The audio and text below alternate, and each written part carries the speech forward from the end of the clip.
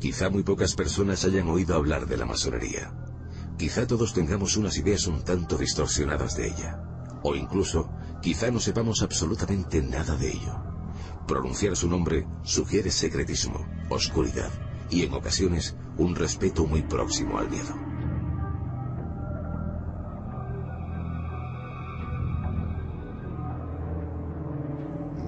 Atrévete a saber. En el momento que tú sepas, saldrás de tu minoría de edad culpable. Eso es lo que pretende la masonería. Pedro Álvarez Lázaro es uno de los mayores expertos sobre la masonería en nuestro país. Miembro fundador del Instituto Liberalismo, Krausismo y Masonería, es a su vez catedrático de Historia Contemporánea en la Universidad Pontificia de Comillas. En los últimos años se ha dedicado a profundizar en el estudio de las logias e incluso decidió personalmente entrar en contacto con ellas para comprender su funcionamiento y su mensaje desde dentro. Bueno, en realidad casi todas las grandes catedrales, tanto góticas como románicas, son de construcción masónica, de los masones operativos, de los gremios de constructores de catedrales medievales.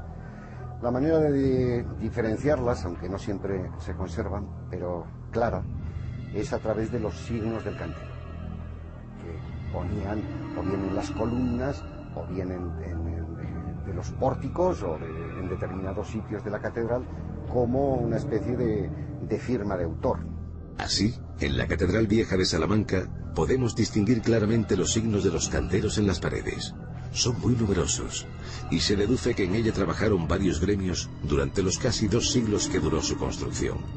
Para reconocerlos, tan solo hay que detenerse y prestar atención.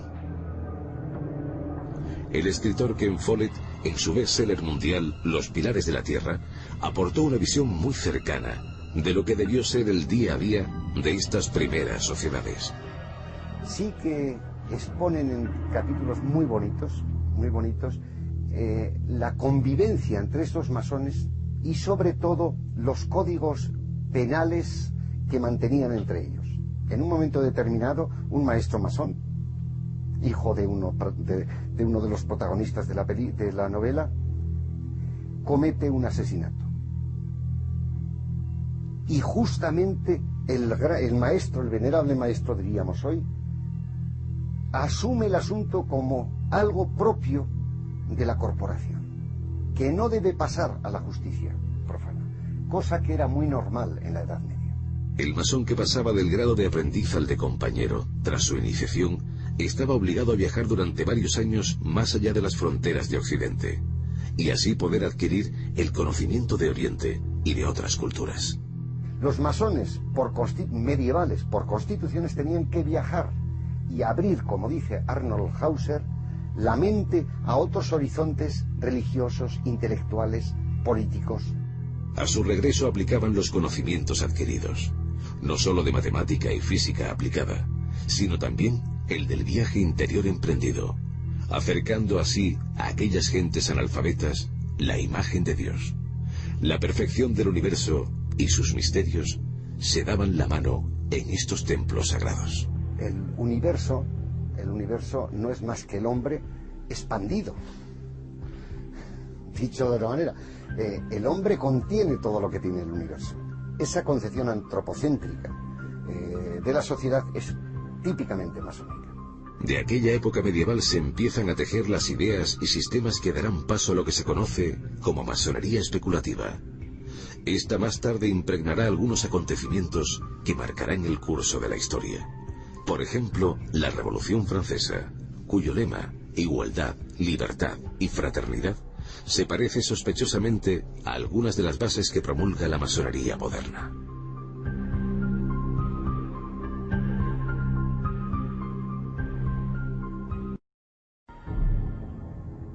La masonería también ha protagonizado algunos escándalos sonados.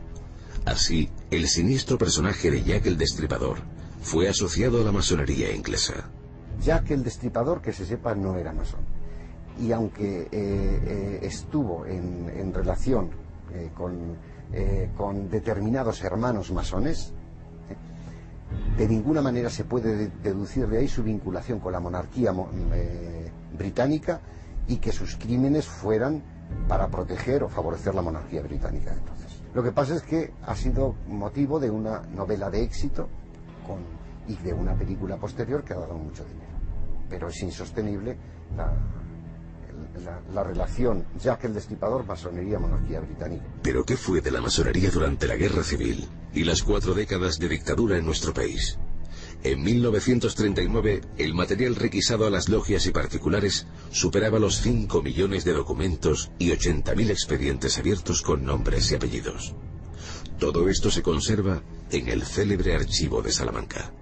Si algo refleja claramente este archivo es uno de los elementos básicos del régimen franquista, que fue el control y la represión sobre la ciudadanía y concretamente sobre aquellas entidades y personas, digamos, disidentes ideológicamente del régimen, ¿no? Y entre ellos no solo estaban los conocidos partidos políticos, sindicatos y demás, sino que estaba de manera muy especial la masonería, ¿no? El archivo de Salamanca que alberga este museo de la masonería es una base de datos inmensa. Fue construido con la intención de mantener controlados a ciertos sectores de la sociedad que se habían convertido en una obsesión para Francisco Franco. En el caso de masonería sí que hubo un trabajo sistemático durante y después de la guerra por intentar localizar los documentos de aquellas logias de las que no se había obtenido información, documentación a lo largo del avance de las tropas de Franco, ¿no? Aquellos ciudadanos y familiares que figuraran en un documento o hubieran sido miembros destacados o no de alguna logia, pasarían a formar parte del archivo secreto masónico español. Muchos serán enjuiciados, otros se exiliarán apresuradamente para evitar ser ejecutados. Aunque en este pasaje de la historia se haría una sola excepción, la del propio caudillo y su familia. Sí, Ramón Franco era masón, o sea, está constatado y lo era. Había muchos militares en aquella época que eran masones. Incluso se especula con que el propio Franco hubiera intentado ingresar en la masonería en 2 ocasiones antes del alzamiento. Pero en este aspecto también hay voces discrepantes. Hay personas historiadores que piensan que es cierto, pero no está demostrado. Para asegurar que es cierto tendría que haber algún documento y no lo hay. Además de la masonería, había toda una serie de disciplinas que fueron igualmente perseguidas por su condición esotérica. Aquí tenemos también otras organizaciones, documentación del teosofismo, documentación de los librepensadores, documentación de naturistas, incluso alguna pequeña documentación de protestantes e incluso de alguna asociación judía. Incluso hay una caja que ponía ocultismo, magnetismo, hipnotismo. De lo que no hay duda es de que algunas de las mentes más brillantes de nuestra historia contemporánea pasaron por la masonería de forma esporádica o se convirtieron en masones de alto grado. Hay importantísimos personajes del mundo científico, como por ejemplo Ramón y Cajal. Del campo político, tradicionalmente ha habido también líderes. Ruiz Zorrilla, Alejandro Lerroux. Sagasta fue gran maestro durante mucho tiempo del Gran Oriente de España. De la literatura, Blasco Ibáñez, Vicente Blasco Ibáñez, Antonio Machado, el poeta, parece que se inició en una logia de Madrid. En Estados Unidos, la masonería ha impregnado la política desde sus orígenes. Al menos 15 presidentes fueron masones, entre ellos George Washington, Theodore Roosevelt, Truman. Incluso en los billetes de dólar aparecen algunos de los símbolos más importantes de la masonería.